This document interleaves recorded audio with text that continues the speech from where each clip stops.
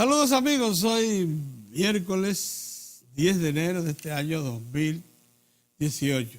Hoy precisamente quería tratarles a ustedes un tema del que nos sentimos más o menos informados porque hemos estado por décadas tratándolo y conociéndolo de cerca y hablando con todos sus expertos. Es el tema eléctrico y el famoso el pacto eléctrico.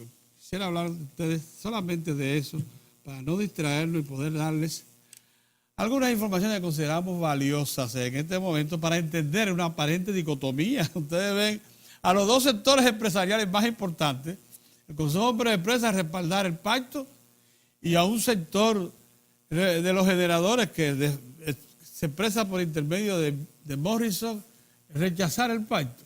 Es muy raro, pero mayor confusión. Ayer la Universidad Autónoma de Santo Domingo emitió un documento, un formal, hizo saber, ya lo había entregado al Consejo Económico y Social diciendo que no va a firmar el pacto. De eso precisamente quiero hablar. Pero antes quisiera criticar la majadería, porque no tiene otra calificación.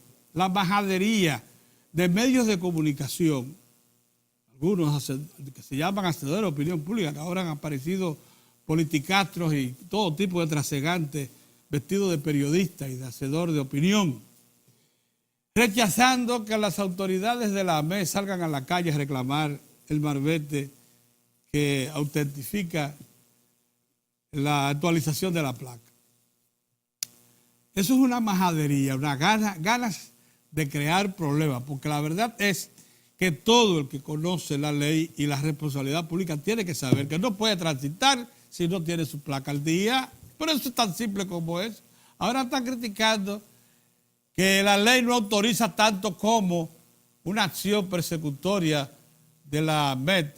Bueno, ya les dije, es una majadería, pero también es una forma de hacer política, de tratar de sacar provecho a la falta de responsabilidad de quienes tienen autos, 1.250.000, que no cumplieron a tiempo con todos los plazos legales para actualizar su placa con su marbete correspondiente en tiempo. Ahora lo que están haciendo es una interpretación muy antojadiza de la ley. Lo cierto es que desde ayer la acción de la AMET por todo el país se ha puesto en movimiento y eso es importante. El país tiene que ir entrando en la formalidad del transporte. Transformaciones trascendentes vienen por ahí. Y para ello tenemos que respetar la ley, en particular la nueva ley de vialidad y transporte que se está aplicando, que dio paso al Instituto del Transporte Dominicano, al Intran. Así que un momentito, no le demos pábulo a ese tipo de especulación. Entremos al pacto eléctrico. Después de más de 2 años que el presidente de la República convocó por decreto al Consejo Económico y Social y desde él a todo el sector público ligado al subsector eléctrico y a todo el sector privado que participa del negocio y a la sociedad civil con representación escogida a procurar un pacto eléctrico. Por cierto, que cediendo en un derecho que no le confiere para nada esa participación en esos sectores que mencionamos del sector privado, porque el servicio eléctrico es un servicio público. Y en toda parte del mundo lo rige el Estado, que le pone sus condiciones, se lo planifica, lo desarrolla y lo regula. Pero que aquí ha demostrado, porque estuvo muchísimos años en manos del Estado, hasta el 1997, cuando se aprueba la Ley General de Electricidad, que semiprivatiza el subsector eléctrico, porque acuérdense que convirtió al sector privado en asociado en las empresas eléctricas del Estado, en partes iguales, aunque dándole el derecho de administración y prohibiéndole al Estado, oigan que todos los beneficios que obtuvo el sector privado cuando se introdujo esa modificación, y prohibiéndole al Estado instalar nueva generación térmica, o sea, para que ellos se fueran los únicos en capacidad de invertir. Claro, se aprovecharon de eso y no invirtieron. Causa por la cual, desde el 2000 hasta el 2013, El presidente de la República advirtió, Danilo Medina, ante la Asamblea Nacional el 27 de febrero del 2013, que se habían cruzado de manos para manipular el mercado, para contener la oferta. Y cuando usted tiene más demandantes que oferta, pues lógicamente usted manipula el mercado de precios. Bien, convocó entonces, bueno, ese 27 de febrero anunció al país la construcción de Punta Catalina y de otros cosas. Fueron 1.500 megavatios que prometió el Estado por ahí. Punta Catalina solo son 750, faltan 750 más que de seguro el Estado está planeando y que lo debe hacer en la costa norte y que lo debe hacer incluso con inversionistas nuevos para que no manipulen, para que no monopolicen el servicio eléctrico. No como lo proyectaban los empresarios, los muchachos de Santiago, que se asociaron a AES International, porque tenían en la mano un bizcocho que les cedió el gobierno anterior, que era el de operar el puerto de Manzanillo, pero con tan malas intenciones que le agregaron 200.000 metros más que no estaban en el contrato, y eso hizo que el contrato se cayera. Apenas una semana después de entrado este gobierno, en el 2012 se cayó ese contrato. Pero bueno, el plan era precisamente que esta segunda expansión necesaria, lógica, de la capacidad de generación en la costa norte le cayera en mano a AES. Así tenía AES Andrés más AES allá en Montecristi. Ese era el plan. Pero ese plan, lógicamente, no debe darse, no puede darse, aunque perjudique las oportunidades de negocio del Grupo de Santiago, de los Estrella y Felito García, aunque lo perjudique, porque eso es monopolizar el mercado. No por casualidad, Felito y Estrella se hicieron socios de AES, en AES Andrés. Ya tienen un 25%. Están esperando que ese proyecto le cayera en las manos. No debe ser. El Estado debe procurar, eso sí, que el sector privado, empresa calificada, desarrolle una terminal para regasificar gas natural allá en Montecristi, y al mismo tiempo una planta de generación importante. Se dice que ya tiene los estudios establecidos para no solamente recibir una planta y almacenamiento, una planta de generación y almacenamiento de gas natural, sino también para distribuir gas natural en todo el Cibao, Santiago, La Vega, Payá, Puerto Plata, y suplantar el GLP, en razón de que, como todos sabemos, el gas natural es mucho más seguro, mucho más eficiente y mucho más limpio que el GLP. Además de mucho más posibilidades de control por tubería subterránea. Es el futuro, es exactamente lo que se utiliza en los países avanzados, gas natural. En los países avanzados no se usa GLP para la cocina. Es más, lo han entendido hasta los vehículos. Bien, ¿qué motiva a que haya resistencia en apariencia en el sector privado a firmar el pacto eléctrico? Y ya ustedes ven cómo los medios de comunicación que le responden a los intereses del sector privado hacen acopio de eso para poner en duda si se ha avanzado o no en estos 2 años y tantos meses que lleva negociándose este asunto. Bueno, ahí están los intereses y los efectos de no haber jugado con todas las cartas sobre la mesa, asuntos del que hay que culpar no solamente al sector privado, sino también al sector público, que no ha puesto todas las cartas sobre la mesa para que la gente esté enterada de cómo se bate el cobre. ¿Por qué ayer la rectoría de la Universidad Autónoma de Santo Domingo hizo saber que hace unos días comunicó al Consejo Económico y Social y por tanto al Poder Ejecutivo que no firmaría el pacto, no obstante ser una de las instituciones básicas que discutió allí, porque a la UAS, lógicamente, la ley le concede la condición de asesor del Estado en cada uno de los asuntos básicos del país? Porque la UAS, y yo la justifico, ahí sí justifico, no puede firmar un pacto que no dé solución definitiva al problema, que tan solo significa avances en la solución del problema eléctrico. La UAS no puede firmar un pacto donde no aparece una clara reforma, como la planteó en un documento preparado por sus mejores hombres, sus académicos, liderados por José Luis Moreno San Juan, una autoridad y un hombre sin intereses directos en el sector, aunque ha sido un asesor y trabajador para el sector, pero sin estar asociado a ninguno de los grupos que allí se debaten por controlar la industria eléctrica. El UAS ha dicho que si no se introdujeron reformas básicas, si de este pacto no hay garantías de que repercuta en un cambio sustancial en lo que es la situación actual de sus sectores, ellos no deben poner su firma ahí porque entonces demeritarían a la institución. Tienen razón.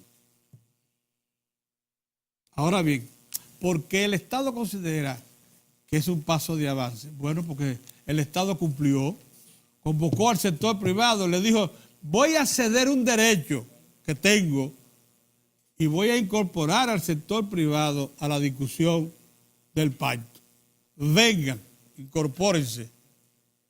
El sector privado fue lo mismo que la sociedad civil y a lo que han llegado hasta el momento, que es lo que está consignado en un pacto donde tan solo se modificó un articulado de la Ley General Eléctrica, dicen que el artículo 38, algo así, pero que en otros aspectos significa que sí, que la voluntad del Estado existía, que aunque no hubo algunas conquistas que se querían, por ejemplo, que se adoptaran compromisos para un plan de expansión de mínimo costo que obligara al sector privado a, que es lo que resalta la UAS. La UAS dice que ahí ni siquiera se consigna un plan de mínimo costo de expansión que obligue a que el sector privado y el sector público inviertan en proyectos específicos señalados en cada país para ordenar el desarrollo eléctrico del país, de la nación, para el presente y futuro. Allí lo que hay es un plan indicador, lo que quiere decir que en cualquier momento ese indicador puede modificarse según las voluntades de los que intervengan en la decisión. Bueno, hay muchas cosas y el documento de la UAS que está publicado, creo que en el listín, lo leí anoche en el listín digital, me parece interesantísimo, es un compromiso responsable que adopta la institución académica del Estado con respecto a este asunto. Ahora bien, ¿y por qué el CONEP lo aprueba y la Asociación de Industriales de Herrera no? Y Morrison, que representa, que era hasta muy recientemente el principal ejecutivo de la Asociación Dominicana de la Industria Eléctrica, o sea, de los generadores, también lo rechaza. ¿Por qué? Porque para el propósito de la industria eléctrica, ellos querían, en primer lugar, que se consignara en ese pacto el tema Punta Catalina, pero que se consignara que una vez el Estado concluyera la planta tenía que vendérsela al sector privado. El Estado dijo, ¿por qué tengo yo que meter un asunto en un pacto de este tipo? Lo que estamos hablando es del subsector eléctrico. Porque también el señor Morrison, ustedes ven ahí, estaba reclamando que cualquier resultado práctico de ese pacto significara inmediatamente una disminución en el costo de la factura eléctrica para los usuarios y que por tanto no va a significar eso porque se está postergando la decisión más allá del 2019. Yo quisiera ahí precisamente hacer la siguiente precisión. Es verdad, el pacto determina que la famosa factura técnica, que es la que hace precisión de cada uno de los factores que intervienen en el costo de generación, distribución del servicio eléctrico y que por tanto le da un precio final al usuario, no puede discutirse en este momento hasta que haya una consolidación de una serie de factores que intervienen en la industria, como una oferta siquiera razonable para que pueda hablarse de costos que puedan ser controlados, unos trabajos de transmisión y distribución que están pendientes de inversionar, la entrada de Punta Catalina, que es la base para poder reformular todo este cuadro manipulador de insuficiencia de oferta, combinada con fallas, con pérdidas técnicas y no técnicas. Entonces, si todo eso no está bajo control, ¿cómo usted puede establecer una factura técnica que dependa de manipulaciones como esos factores que no son controlables? Entonces, lógicamente, se está mandando para el 2019, pero por eso quiere que sea ahora. ¿Saben por qué? Porque ya el Estado logró que a partir de este mes, unos 950 megavatios que compran las distribuidoras que son estatales, en vez de 11.5, que fue el promedio hasta el 31 de diciembre pasado, que vendieron los generadores privados a la CDEE, se compren ahora a un promedio de 8.2 centavos de dólares el kilovatio hora. ¿Y saben lo que quiere Morrison? Que esa diferencia de 11.5 con 8.2 se refleja inmediatamente en la tarifa, porque él quiere que los 12.000 millones de dólares que perdió el Estado vía Hacienda con el Fondo de Estabilización de la Factura Eléctrica, el FETE, que del 2001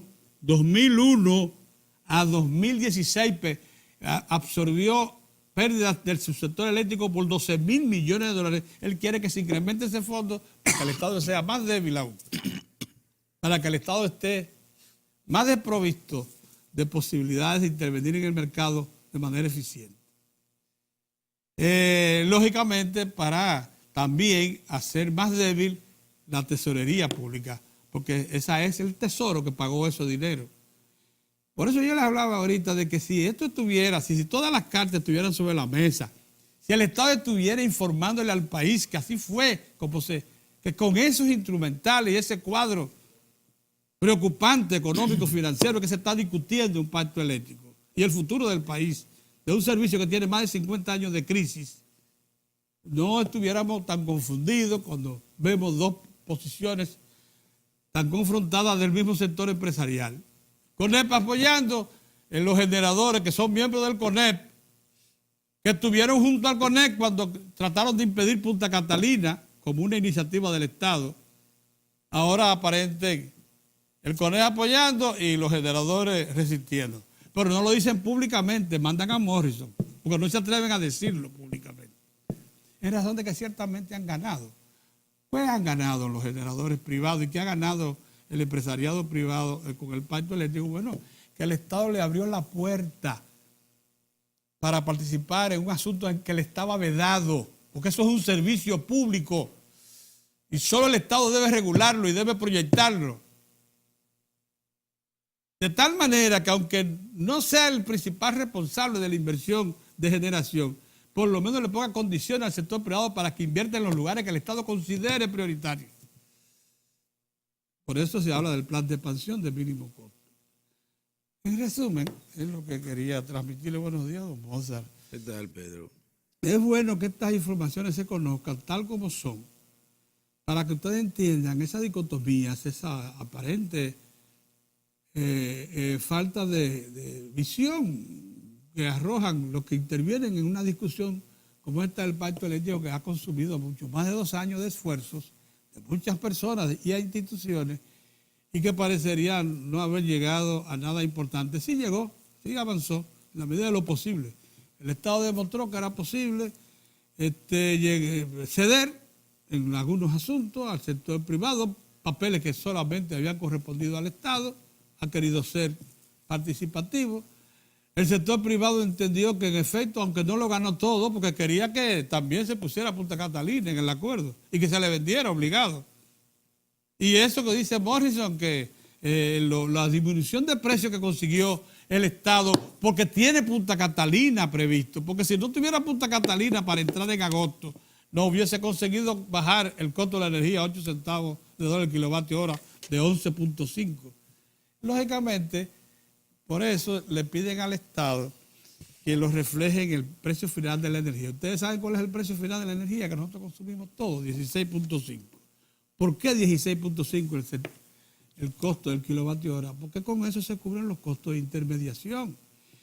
¿Y por qué hay que mantenerlo en 16.5 en los próximos 2 años? Hasta un poquito después de consolidadas ya en línea Punta Catalina, para que el Estado absorba parte de los 12.000 millones de dólares que ha perdido en el fondo FETE y que lo mantienen ocultos. Deben decirlo para que sepan a qué se deben decisiones de esa envergadura. ¿Y a qué apuesta Morrison? ¿Y a qué apuesta el sector generador privado? A desbancar al Estado, porque son irracionales hasta para eso. Insaciables. Porque son insaciables. Entonces yo quisiera que se comprendan esas informaciones. Sin embargo, no crean ustedes, hemos avanzado, no lo suficiente, pero hemos avanzado. El pacto eléctrico es un paso de avance en alguna proporción. Lo ha dicho el ministro de Energía y Minas y tiene razón. No es todo lo que aspirábamos, pero se consiguió avanzar. Hay que reconocer el esfuerzo, la determinación del ministro de la Presidencia que ha dirigido todo. Y esa enorme voluntad del presidente de la República de ejecutar Punta Catalina. Mozart, la gente no se imagina las presiones que este señor ha resistido.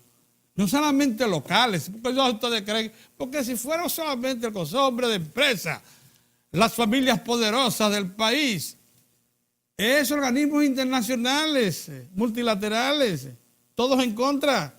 Es el Departamento del Tesoro de los Estados Unidos, el Departamento de Energía. Esos inversores. Es el Departamento de Estado. Esos inversores gringos que están aquí en el sector. Esas empresas que quieren del negocio solo para ellos. Directamente que están. Esos son los que están no detrás de todo eso. Y a todo eso, el presidente se ha resistido. Miren, no es una tarea hay que fácil, hay que estar blindado para eso. Bien, eso por un lado. Por el otro, advertirles lo siguiente, eso sí, a los amigos que están en el sector eléctrico. Ellos han tratado de retrasar la entrada a Punta Catalina Mozart porque a la medida que retrasan la entrada, se acumula más demanda. Acuérdate que la demanda crece un 8% anual. Y si Punta Catalina hubiese entrado este año como estaba previsto, ya no tendría encima un 8% más de incremento de demanda. O sea, 250 megavatios. Cada año se incorporan a la demanda. Eso hace que el efecto de entrada se reduzca. Aún así, Punta Catalina es un gran negocio. Aún así, Punta Catalina, acuérdense, va a ahorrarle al país 440 millones de dólares por año. A los amigos que tienen capacidad de generación instalada dependiente de Bunker Sea, o sea, de petróleo derivado, allá en San Pedro de Macorís, estamos hablando de las dos Quisqueyas. Estamos hablando de Collentri. Las dos Quisqueyas suman 460 megavatios. Collentri suma, la de González Bunter, las dos Quisqueyas son las de los Vicini. Collentri suma 300 megavatios. Ahí van 700. Y además de eso está la Sultana del Este con 150 megavatios más, que es la que suple a la empresa de González Bunter, de Guaroa y de los españoles que se llama Punta Cana Macao. Que por cierto, oigan esta, vende el kilovatio hora a 30 centavos de dólar. Mientras las tres distribuidoras la venden a 16, los eficientes, 16.5, los eficientes generadores privados que se mencionan aquí como un gran ejemplo de eficiencia, la venden a 30. Uno de los temores que tienen precisamente es que cuando el Estado instale otra generación, también eficiente como Punta Catalina, los usuarios de Punta Cana Macao, allá en la costa este, al final, desde Romana hasta la provincia de La Altagracia, van a tener opción de cambiar al sistema eléctrico interconectado, que es la mitad de precio, la mitad. la mitad. Pero con todo y eso, que lo suplen a 30, ¿saben por qué lo hacen? Porque el Estado les permitió violar la ley, instalando una línea de 138 kVA desde San Pedro hasta allá, y les permitió también ubicar donde no debía estar a Sultana del Este de 150 megavatios, para suplirle a ellos nada más. Porque así sí es fácil ganar dinero, así sí es fácil presionar, así sí es fácil manipular medios de comunicación, teniendo esa capacidad de maniobra. Entonces, todo eso se está controlando gracias a la firmeza y a la voluntad del Estado dominicano. No es una cosa de cambiar de ahora para ahorita, pero va a cambiar. Lo que se quiere es retrasar la entrada, la voluntad, la velocidad de esos cambios. Por ahí viene la cosa. Quise dedicarle ese tiempo al tema eléctrico, porque había una serie de cosas que había que precisar. Está muy bien. Y no dejarlas en el aire. Claro. Y para que la gente entienda cómo se bate el cobre. Sí. Tómate el café ahora. Tómate el cafecito. Caliente. Tómate el café. Y déjame hablar con tranquilidad, que tú necesitas un espacito ahora de tranquilidad. Tómate tu cafecito ahí, Pedro. Buenos días. Miren, quien va a necesitar unos kilovatios son esos bateadores del Licey. Pero No. 2 veces. No, eso no tiene madre. Ayer terminé el el programa Equipo Mediático con barbaridad. mi amigo y hermano Pérez Modesto. Y cuando salimos del estudio, Moza, no te pares con la chelcha. Me paro a ver el monitor de la recepción de Teleradio América. Están viendo el juego ahí. Base llena el Licey con un out. Tú sabes lo que pasó, ¿verdad? El 0. ¿De nuevo? Sí, el Pérez Modesto, que es aguilucho. Tú sabes cuál fue la expresión, ¿verdad? El juego habló. Esa gente sabe mucho de pelota. Y ciertamente el juego habló. Porque el Licey repitió la hazaña. No vayan ustedes a creer que nada más fue en el primer inning. En varias ocasiones, es más, en los 2 primeros innings dejó 5 en posición anotadora, con menos de 2 outs. El juego habló. El juego seguía hablando. Y eso con un toletazo de pitcher que teníamos ahí, porque ese abridor, usted lo sabe, hermano, usted aguilucho, lo tenía ahí, que le hicieron las 2 carreritas con un error. Porque, Pedro, ahí me acordé de ti. Yo no sé si es Cocolo, por lo que tú dices o lo que sea. Un error, hombre, del señor todo. Le tira la bola para un doble play, para forzar en segunda con un hombre en tercera. Se le cayó la bola. Sí, y después, un machucón. Avanzado. Mira, un machucón. Un machuconcito ahí, por tercer. Se abrió, que creían que se iba a abrir a FAO. Entraron las 2. Así fue que hicieron. Las 2 primeras carreras le hizo las Águilas. Porque yo no sé, yo les confieso que con mi enojo me acosté después que yo vi ya en el 8º que volvieron y me hicieron otra travesura. Me acosté y ahí vino las Águilas y parece que hicieron 2 carreras más, porque el juego me parece que pasó 4-1. No se jueguen en sus laureles. Porque están, ¿tú sabes cómo es que está el asunto? A 2. Águila, que empató con el Escogido, porque el Escogido ayer. Los Gigantes tenían que reaccionar. Además, los Gigantes tenían que reaccionar. Muy buen los Gigantes tenían que reaccionar. No, los Gigantes tenían que reaccionar. No, están presos.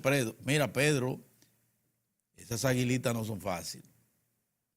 Se metieron en el concón. Sí. Porque el Licey ya está metido en el concón. Aunque no crea el Licey que ya pasó la gloria, no. Esas rachas son peligrosas.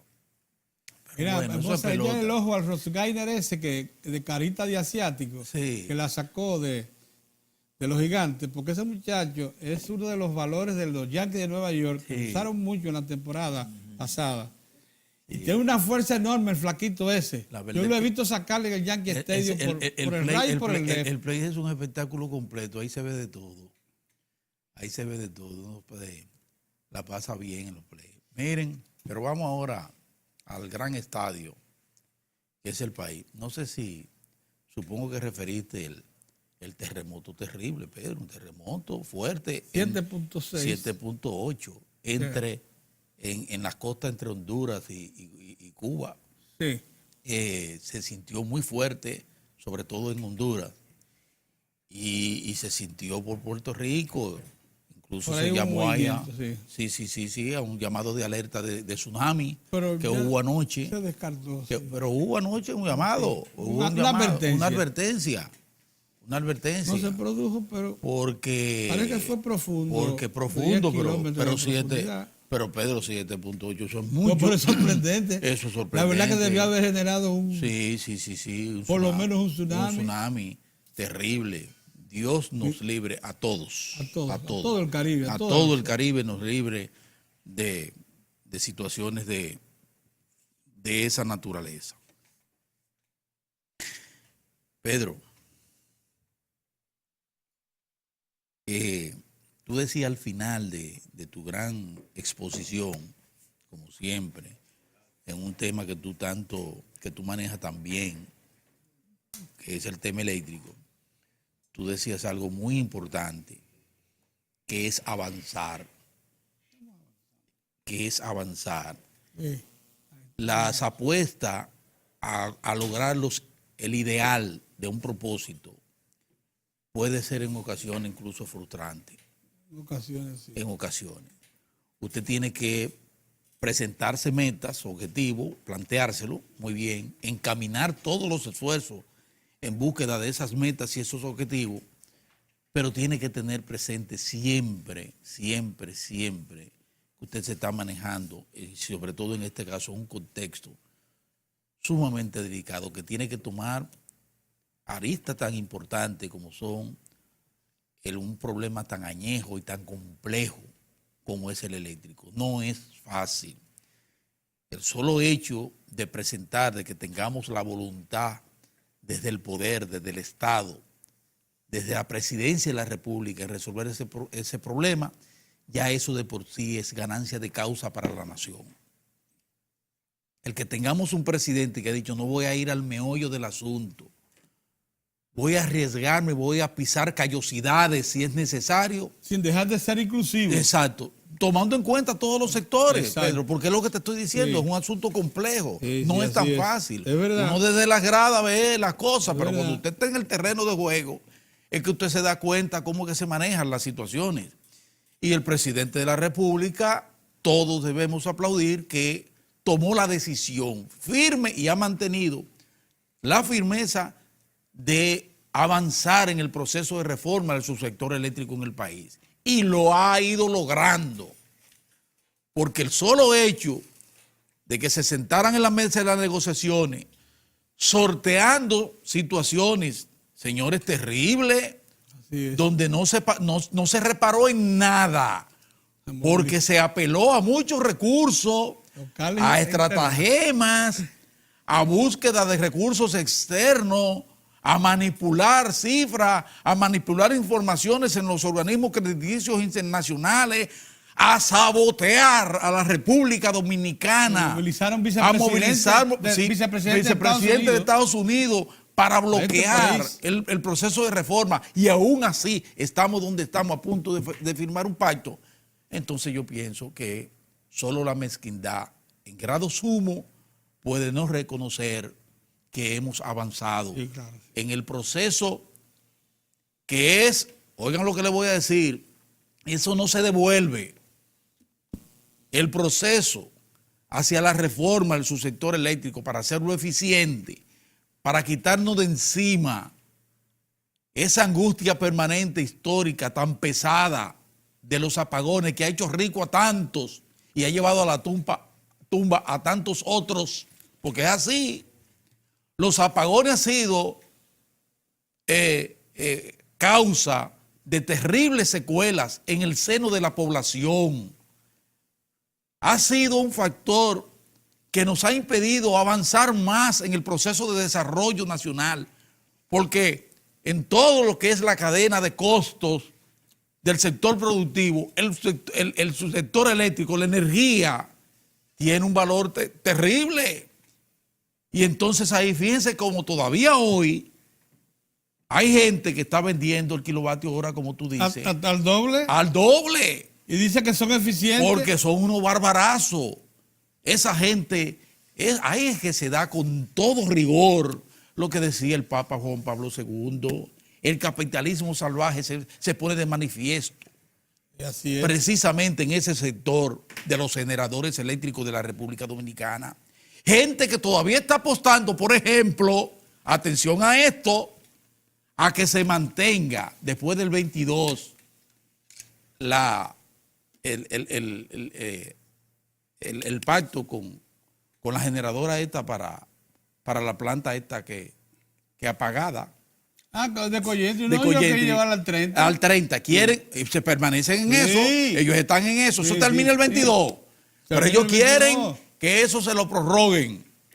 Hasta el 30. Para seguir cogiéndose ese dinero. Para que ustedes lo sepan. No es fácil. No es nada fácil transformar. Claro, eso pagan Valla Verde. Sí, eso son lo que más. Todo ese tipo de cosas, señores, viene de ahí. Sí. Viene de ahí. Sí. Y ellos, como yo les he dicho, como el tiburón cuando se muere, esos aletazos son peligrosísimos porque no reparan en nada, que ellos cierran los ojos y si tenemos que largarnos, nos largamos después. Pero mientras tanto vamos a impedir esto. Bueno, el contrato que permitió las tres. Oigan lo grave que estoy diciendo. El contrato que permitió las 3 plantas a gas de Coyentri dice que tan pronto concluya pasan a ser propiedad del Estado. Exacto. Entonces es lo que les estoy diciendo. Porque el Estado fue el garante. Entonces, ¿qué le digo yo a la gente? Todavía es el garante. ¿Qué le digo yo a la gente? Yo sé, porque ese es un tema tan complejo. Hay muchas cosas que uno mismo que está detrás de eso, chequeando, no maneja. Hay muchos aspectos que no manejo y no tengo por qué manejarlo, porque no soy técnico en la materia. Pedro por su información de hace muchísimo tiempo. Mismos años. Pedro incluso estuvo ahí en el seno, en la Corporación de Empresas Eléctricas Estatales, cubriendo eso por mucho tiempo. Más de 3 décadas. Más de 3 décadas. 4 décadas. O sea, conoce muy bien todo el sistema y tiene información de primerísima mano desde hace tiempo. He visto crecer la Y nosotros nos hemos ido involucrando por un problema un asunto de rigor profesional. No nos podemos referir a un tema que por lo menos no conocemos en sus bases. Pero además conocemos el otro componente, que es el de los intereses que se mueven detrás del gran telón del subsector eléctrico en el país. Que a ese es que nosotros le tememos, porque ese es el que apela, como están apelando ahora, a crear movimientos para frenar procesos, como está pasando hasta con Domingo Sabio. Ahí hay un sector empresarial que no quiere eso. Y ya están creando ahí movimientos, buscando vecinos para agrupar y para fuñir la pista. Con los jesuitas como asociados. Sí, gente que no se siente bien. Sí, eso es viejo.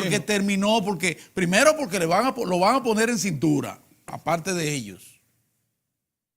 Esos que vierten tóxico en las rías Osama e Isabela.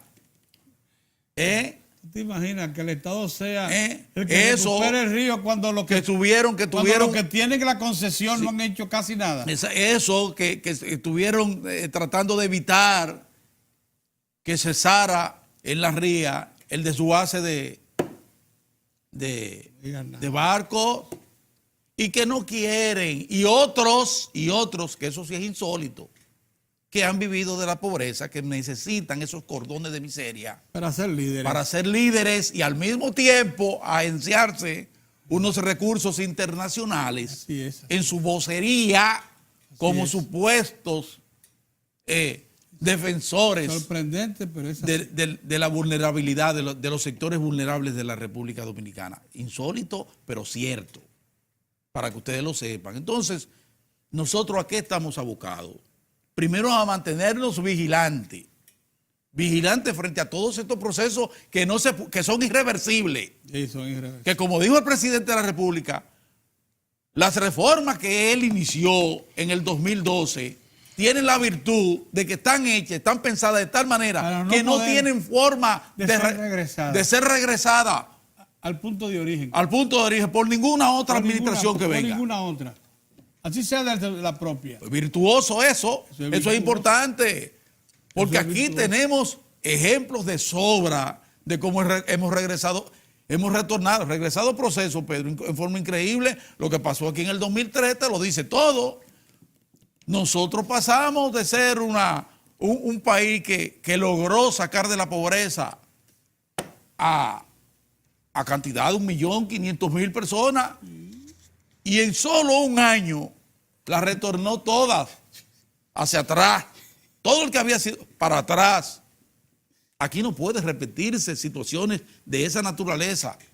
Y lo que hemos logrado nosotros en materia de seguridad social, lo que estamos logrando en educación, lo que estamos logrando en salud, sí, en salud, lo que estamos avanzando en transporte, eso no tiene retorno. No tiene retorno. Estamos avanzando. Entonces, como dice Pedro, no nos aboquemos tan solo a agarrarnos de lo ideal.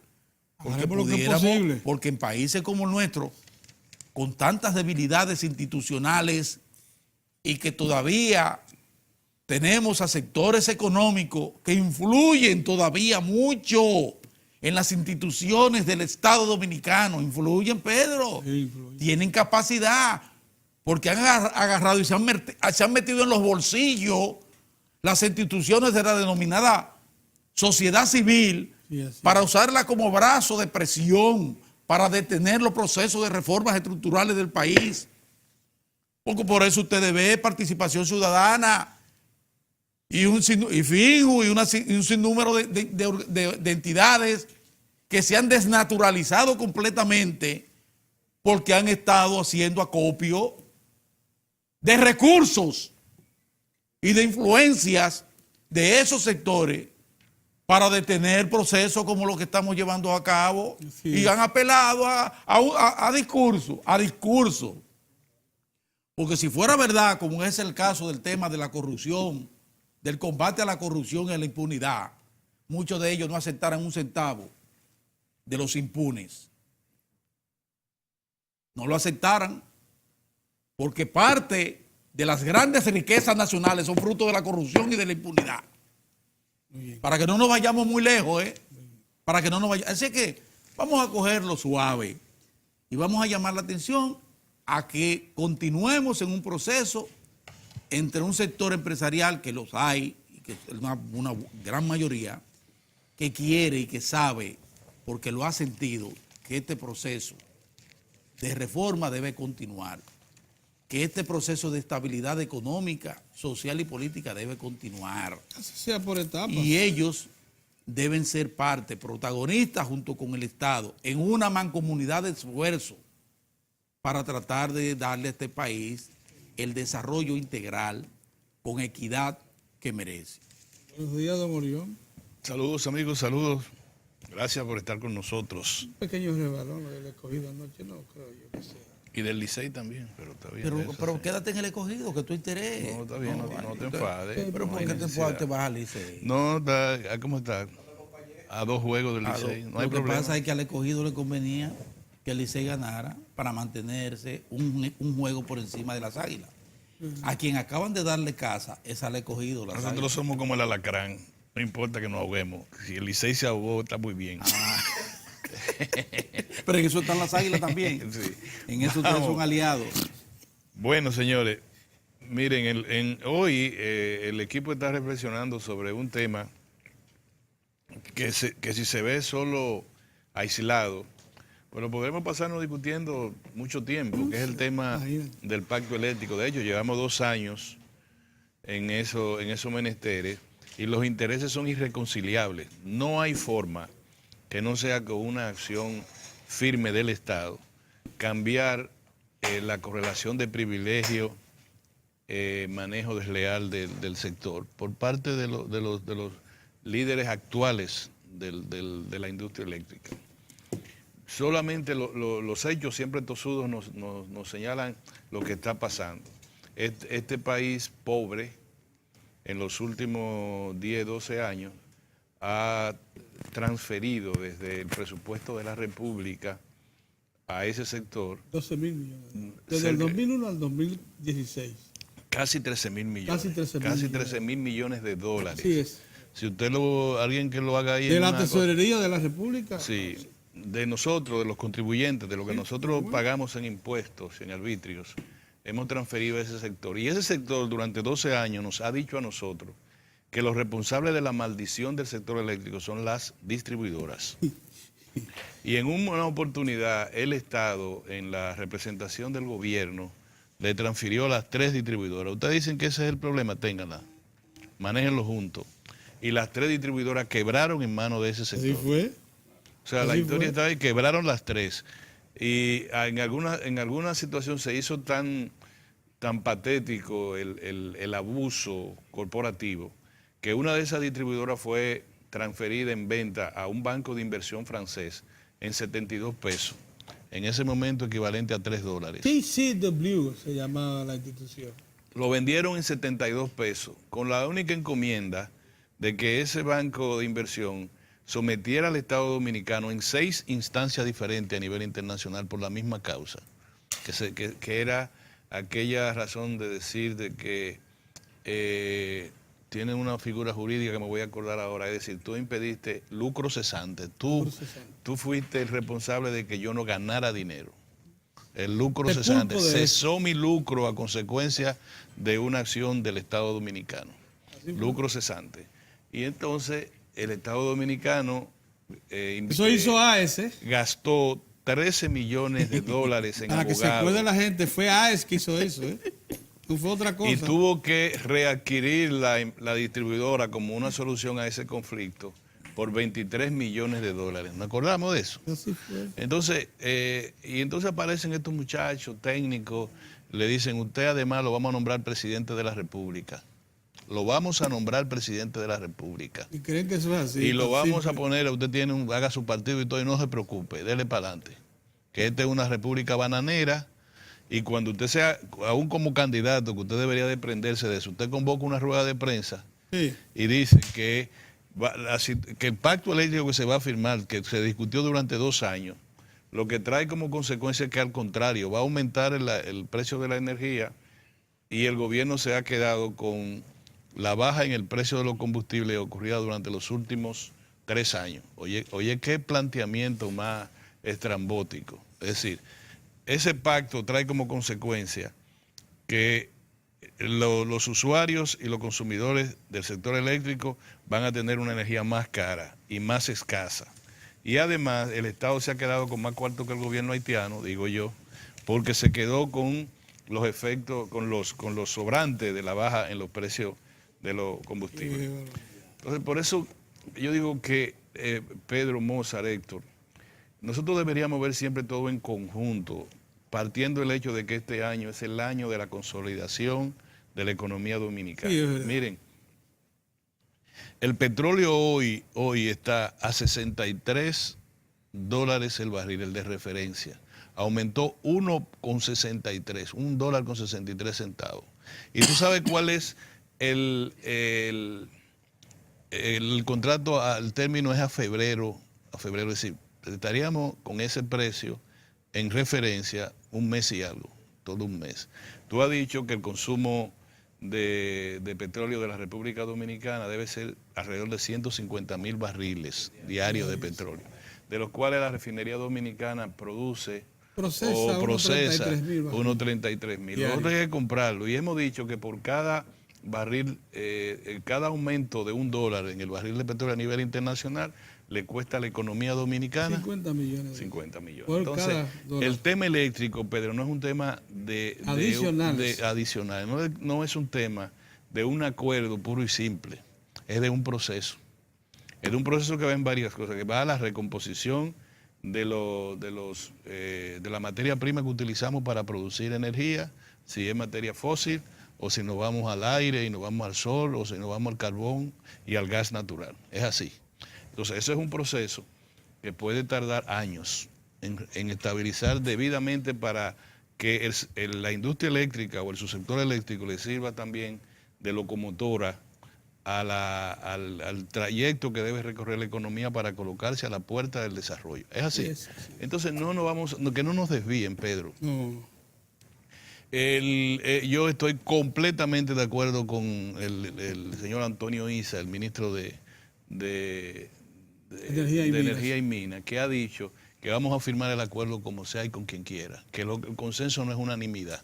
No tiene que serlo. Vamos a cumplir este trayecto, lo cumplimos. El que no quiera, no quiere. Así, tú has dicho una gran verdad, el Estado es el principal responsable de la ejecución de política en ese sector, porque igual que en el transporte, igual que en la salud, Es un servicio público. porque es un servicio público. Entonces, vamos adelante, ya veremos cómo se integran los demás. El hecho de que el petróleo sea un elemento fundamental todavía en la generación de electricidad en la República Dominicana, y el hecho de que el precio, el inventario de petróleo de los Estados Unidos tiene 7 semanas consecutivas en reducción.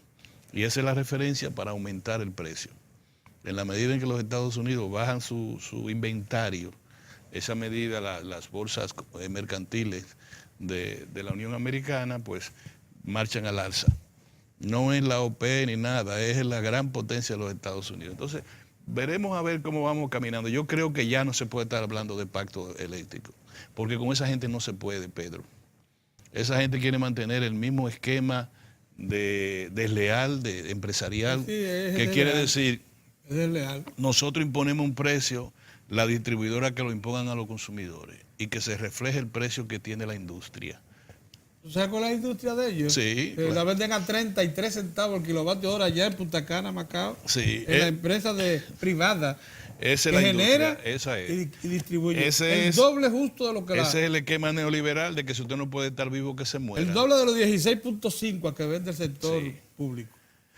Entonces, ¿Qué yo deficiencia el sector quisiera privado? llamar la atención sobre eso y decirle a todos los amigos televidentes que nos prestan su audiencia en este momento, señalarle que los elementos fundamentales de la economía no deberían nunca verlo aislado. Cada cosa se corresponde con la otra. Por ejemplo, nosotros tenemos muchos aspectos positivos para la economía. Posiblemente, el turismo este año se coloca como la real locomotora de la economía. Sí. Es el eje transversal de la economía, porque en la economía a nivel mundial este año, acuérdense que uno tiene que hablar siempre de un año base, este año está creciendo de manera que se va a reflejar en 2 elementos que son del sector externo de la economía, que es el turismo y las remesas. Turismo y remesas. Turismo y remesas se va a reflejar notablemente. El turismo va a estar va a crecer por encima de un 8% este año, que es por encima del promedio de la economía, indudablemente, lo cual te dice que es un sector que va a avanzar. Y va a avanzar, y no es que uno hable de turismo por turismo, avanza la agropecuaria, que suple de alimentos y de servicio al turismo, avanza la construcción, avanza la inversión extranjera directa, y avanzan los servicios financieros del país. También la minería, que es muy estable. Avanza la minería en todo, especialmente cantera y eso que tú hablas y todo. Es decir, es un aspecto que le da a la economía de manera transversal positiva y la pone en condiciones importantes. Ya hemos señalado muy humildemente que en el paquete de la reforma fiscal de los Estados Unidos y en el paquete global del mundo de hoy, la parte mala no va a afectar directamente a la República Dominicana, que es la repatriación de capitales. ¿Tú crees que el sector de comunicaciones va a repatriar su capital a Canadá, a México, porque en Estados Unidos están reduciendo la tasa para la inversión? De No. ninguna manera. ¿Cómo van a hacer? Porque la tasa de rentabilidad en la República Dominicana y el país como ente de inversión es de los mejores que hay en el mundo. ¿Por qué tú tienes que devolver por ejemplo? Más garantista que hay, porque aquí no se ha retrasado una remisión de ganancias de capital en ningún año. ¿Dónde que son en los últimos 20 o ¿dónde 30 que son años? las inversiones en la República Dominicana, inversión extranjera directa? en el sector de la intermediación financiera. Se van a ir los bancos americanos que están manejando los fondos haitianos, los fondos dominicanos en grandes cantidades y los fondos de los organismos internacionales. Se van a ir los 2 o 3 bancos americanos y canadienses que hay. Se van a ir para los bancos que tienen factura venezolana y centroamericana. Se van a ir. Sí. No se van a ir, es decir, ni van a dejar de seguir invirtiendo en la República Dominicana. Se van a ir lo del ámbito de la comunicación y la tecnología, no, porque tienen un mercado próspero, abierto y progresista. Se van a ir los que están invirtiendo en la hotelería, con un sector de intermediación financiera fuerte en la República Dominicana que lo acompaña. Que se moderniza ya no son los 3 principales bancos, ya los bancos emergentes. Sí. Están acompañando al sector turismo en financiamiento, para que lo sepa. Es una industria enorme, próspera, que no tiene el cielo como techo. En expansión, don Pedro. La expansión que tiene. Entonces, no tiene frontera. Tú no visible. le puedes decir como te agarran y te dicen, bueno, como consecuencia de la repatriación de capitales tendremos un problema entre dólar y peso. Una relación en términos cambiarios. No es verdad. Ya eso está previsto en la economía. ¿Cuál es el costo que tiene el dólar respecto al peso o el peso respecto al dólar en la economía dominicana durante el año base que estamos hablando, que es el año 2018? Sabes que en los últimos 15 a 20 años la depreciación del peso con respecto al dólar ha sido de un promedio de 2% anual. Entonces, tanto así que yo estaba hablando con un economista y también estaba al lado también algunos ejecutivos bancarios y le digo yo, ven acá, nosotros tendremos que comprar dólares porque lo que están diciendo los economistas es que esto se va a volver, lo dice, al contrario. El tener los pesos, me hicieron una serie de cosas, es decir, esa gente que sí sabe de eso y que tiene con qué decirlo también. Ahí había tienen sus medios y no, tienen medios y tienen dolientes porque tienen capitales que defender. Lo que nos están señalando es que la economía dominicana va a tener siempre por encima de 26.000 a 27.000 millones de dólares al año de ingresos y que por consiguiente, lo mismo que el plátano, eso se lo recuerdo de Juan Bosch. A mucho plátano, precio bajo. A poco plátano, precio alto. Si tú tienes una economía que te ingresan casi la tercera parte de todas las riquezas que tiene el país contada a un año, no es verdad que hay una relación, no tiene capacidad una relación de estabilidad monetaria ni una capacidad de pago. Pero eso es así, hombre. Donde nosotros tenemos nuestro cuestionario, somos contestatarios al gobierno en el aspecto fiscal. Ya no hay tiempo, ya sí es verdad que no hay tiempo, pero nosotros al comienzo del gobierno del presidente Danilo Medina, nosotros planteamos una reforma integral, muy humildemente. Incluso nosotros hicimos un esfuerzo, este equipo hizo un esfuerzo de consultar economistas, pedirle trabajo, hacer esfuerzos. ¿Te acuerdas? Lo hicimos, a Julio Ortega y a un equipo de consultores. Y nosotros convocamos a muchos almuerzos con ellos para que nos explicaran y para trabajar en eso. Y nos decían, por este lado se puede, a la cabeza Julio Ortega todos. Y nosotros le dijimos al gobierno, como equipo de reflexión que somos, miren, se requiere esto.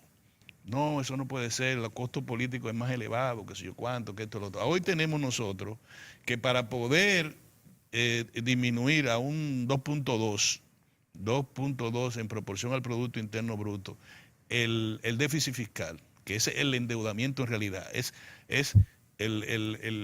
digamos que la afección que tú tienes en la piel, que tú dices, ¿dónde que está? Mire, está aquí. Y representa de todo mi cuerpo un 2.2%. ¿Cómo yo subsano eso? Bueno, eso es endeudamiento. Claro. No hay forma de tú no endeudarte si te faltan ingresos. Claro. Entonces, no digo yo que una economía tiene que terminar con superávit totalmente, pero debería ser un déficit menor al de ahí. Ya la economía dominicana está en capacidad de eso. Lo que pasa es que la evasión y la elusión fiscal es de tal magnitud que se refleja también en ese porcentaje del producto, del déficit fiscal. Entonces, cuando uno le dice al gobierno en sentido general, le dice, nosotros debimos haber hecho, bueno, ya no se puede. Y es verdad, ya no se puede. Tú te enfrascas ahora, pero mire el tema del pacto eléctrico.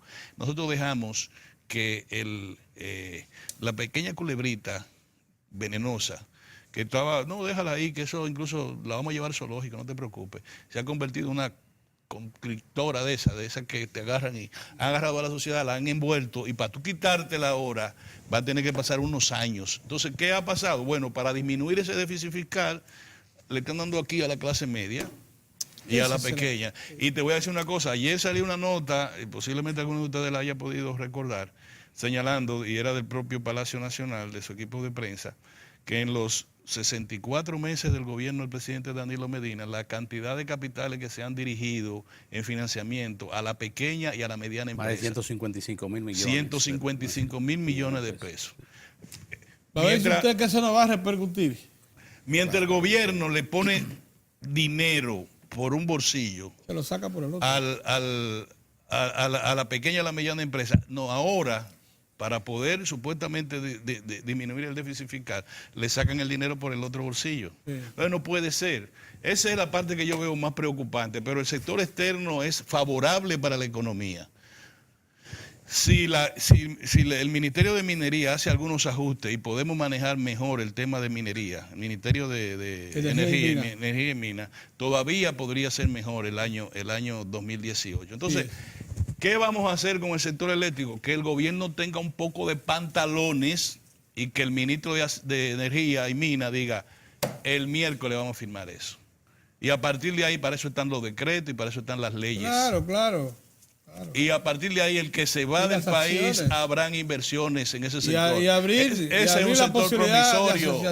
Ese es un sector que avanza, Pedro. No hay que. Ahora, si es un sector oligopólico que tiene 4 o 5 gente, incluidos familias que amenazan siempre con crear crisis de gobernanza, entonces nosotros, bueno, vámonos del país, entreguémoslo. Me pasé otra vez. Sí, no han hablado de la majadería de los medios que se están resistiendo a que la AMET sea eficiente reclamando el marbete.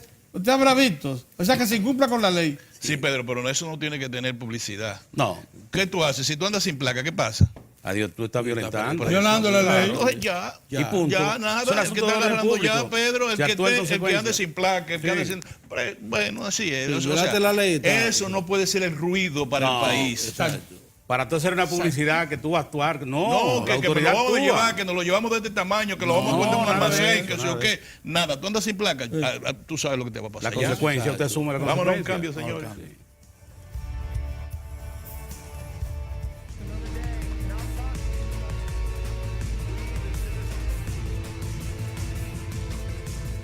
Gracias, muchas gracias por permanecer ahí en sintonía con su programa Diario de 4. Ahora llegó el momento de las noticias internacionales. Proliferan las protestas en Túnez tras la muerte de un manifestante. Theresa May crea un ministro no acuerdo con la Unión Europea. Y por último, la nieve cubre la arena del Sahara. Ahora en detalles.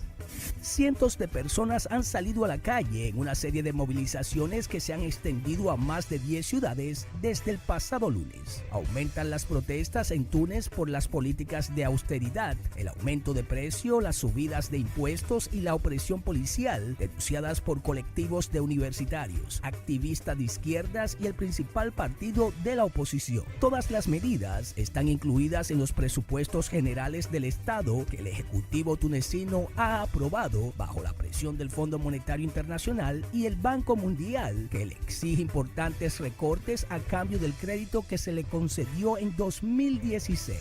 Después de la muerte de un manifestante el pasado lunes, cientos de personas han acudido a las convocatorias de movilizaciones por parte de distintas plataformas y colectivos, mientras el gobierno mantiene que el cuerpo del hombre de 55 años no mostraba signos de violencia. La versión que circula por las redes sociales afirma que el fallecido fue una víctima de la acción policial, tras ser golpeado y atropellado por un camión de los cuerpos de seguridad.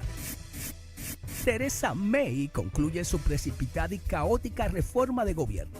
La primera ministra británica terminó este martes de retocar diversas secretarías de Estado y cargos intermedios, sin llegar a cambiar ni a destituir a ninguno de sus principales ministros.